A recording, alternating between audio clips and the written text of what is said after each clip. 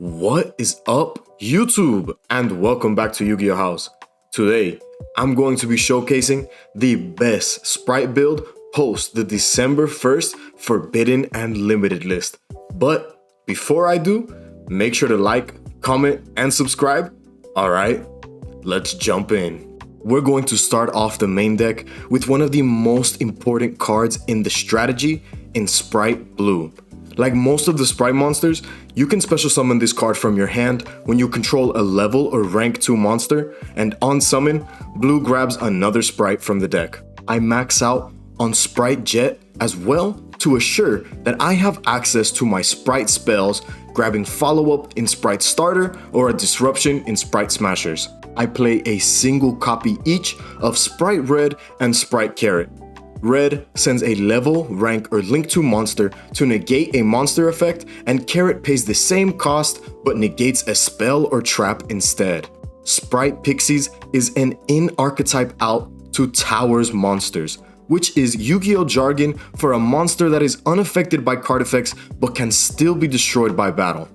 Spright Starter is the most powerful card in the Spright strategy, allowing you to access every single Spright monster I just showed you, on top of the fact that it is a 1-card starter for your combos and sets up an impressive board all on its own.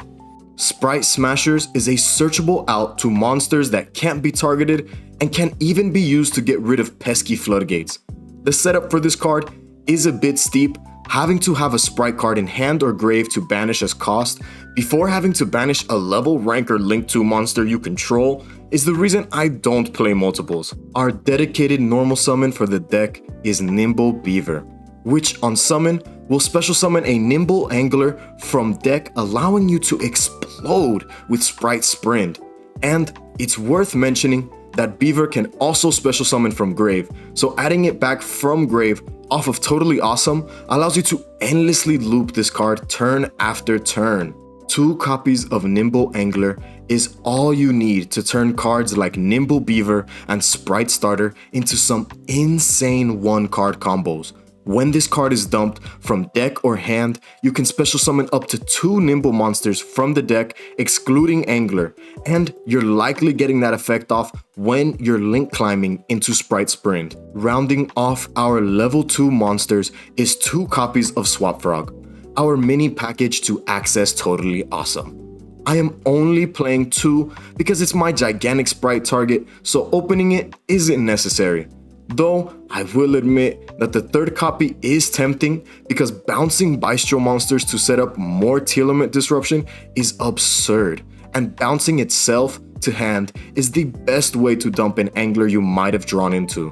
I don't know who is in charge of making sure new cards are fair and balanced at Konami, but they must have taken the day off when KASHTIRA FENRIR was created. Going first, it is an oppressive endboard piece, and going second, it applies so much pressure. There's a reason this is referred to as Pankratops 2.0. And to top it all off, the card can search for another copy of itself, thinning the deck out, all while adding some insane follow-up if your board is broken.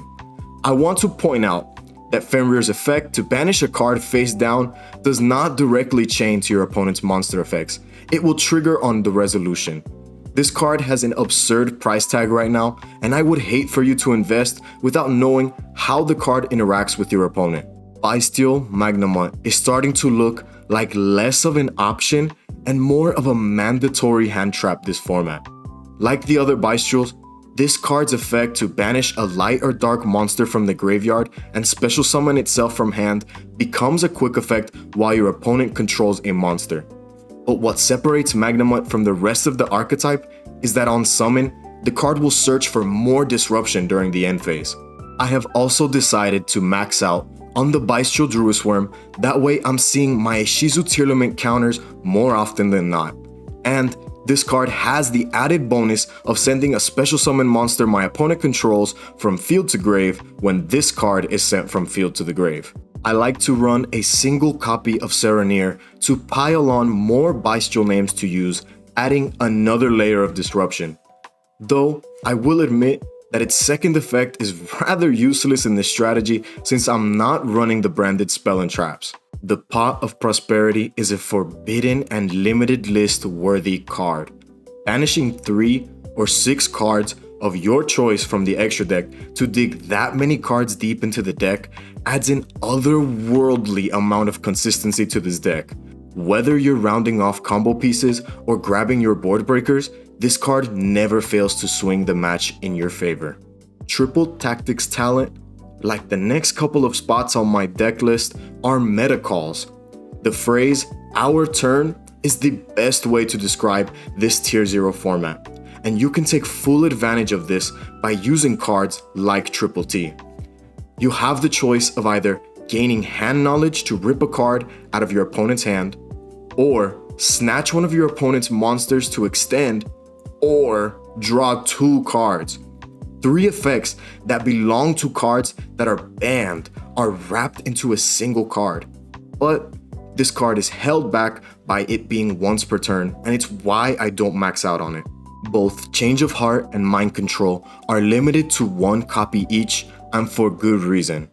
These rip apart boards going second and even punish your opponent for summoning on turn 0, which has become increasingly common in Yu-Gi-Oh! And wrapping up a clean 40 card deck, I run 3 copies of Enemy Controller. This is following the same philosophy of the Change of Heart and Mind Control, that you can punish your opponent for summoning on your turn, and linking off Tearlament boss monsters has to be the most satisfying way to get rid of them.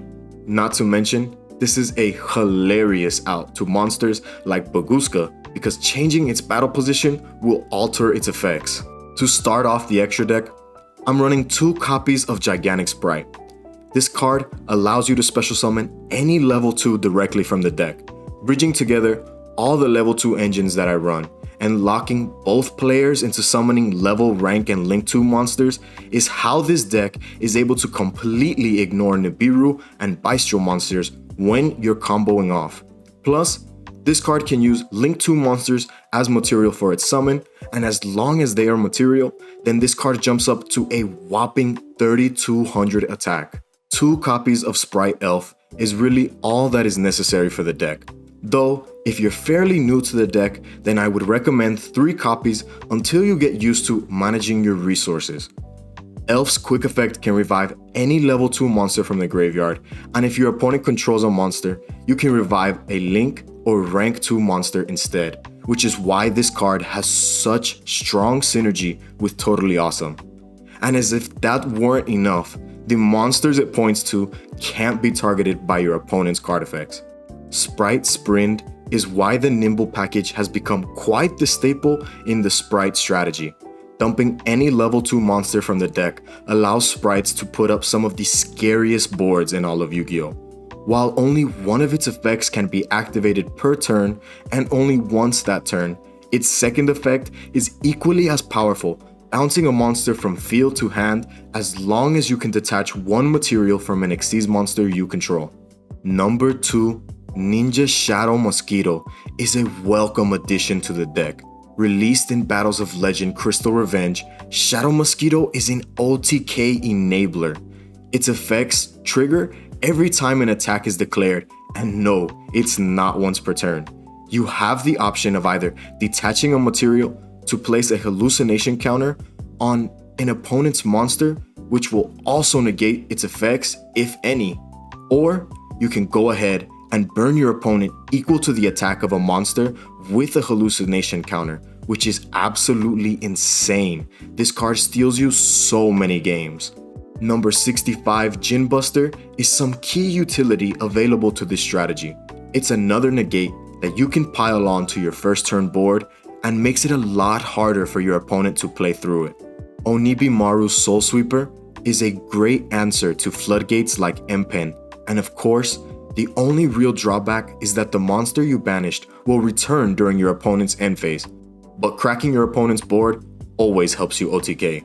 Totally Awesome is the reason why Spright is one of the best decks in the current Yu-Gi-Oh! Meta. Having access to an Omni Negate on a soft once per turn is ban-worthy and is why this card is on the forbidden list in the OCG.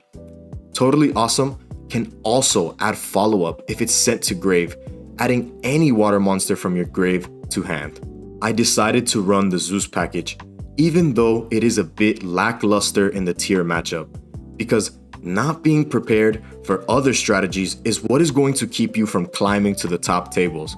Downward Magician can overlay on any rank 3 or lower monster, giving Divine Arsenal AA Zeus Sky Thunder access to a second board wipe. The Dark Charmer is a meta call, seeing as most of the Tearlament monsters and most of the Bestial monsters are the Dark attribute. But snatching things like Merly or Magnamhut are just so unfair, making your opponent's graveyard work for you. And it's worth mentioning that Dark can search for Spright, Blue, Jet, or even Pixies when it's destroyed by battle or an opponent's card effect. Another great utility link monster is Nightmare Unicorn, which, by discarding a card and targeting, can shuffle back any card on the field back into the deck. Blackluster Soldier, Soldier of Chaos, has been putting in some serious work in this deck. With so many cards that take control of my opponent's monsters, I want to summon link monsters that will make it very hard for my opponent to play. Using a level 7 or higher monster for BLS's summon makes it very hard for the Tearlament ISHIZU strategy to out because of its immunity to targeting and destruction by card effect. And if BLS destroys a monster by battle, its effect will activate, where you can choose between 3 separate effects.